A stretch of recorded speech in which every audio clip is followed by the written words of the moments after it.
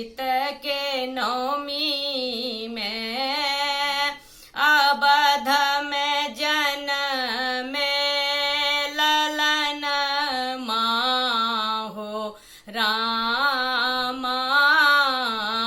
चैत के नौमी में कियो लुटावे रामा अन धन सोनमा।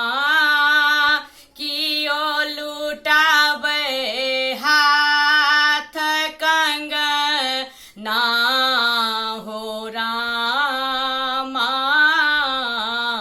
चैत के नौमी में कियो लुटावे हाथ कंगना हो रामा। चैत के नौमी में अवध में जनमे ललन माहो रामा।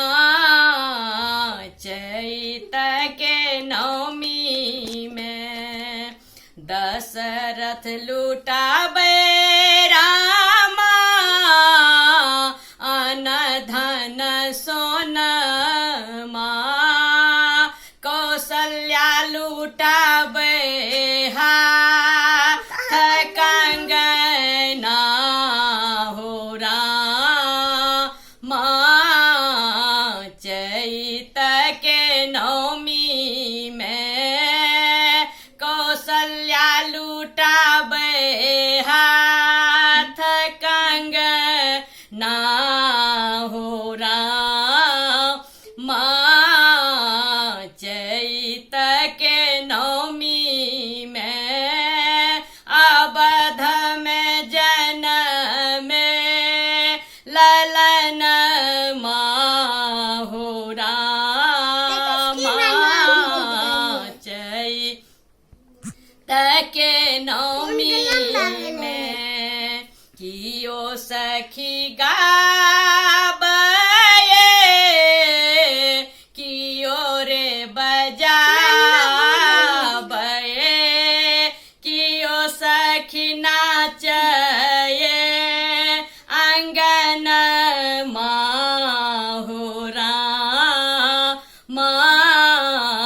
चैत के नौमी में कियो सखी नाचये अंगन माहो रामा। चैत के नौमी में के कई गाबे सुमित्रा बजाबे।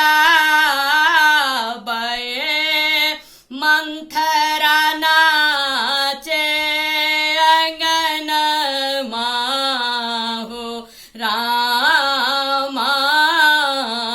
चैत के नौमी में के कई गाबे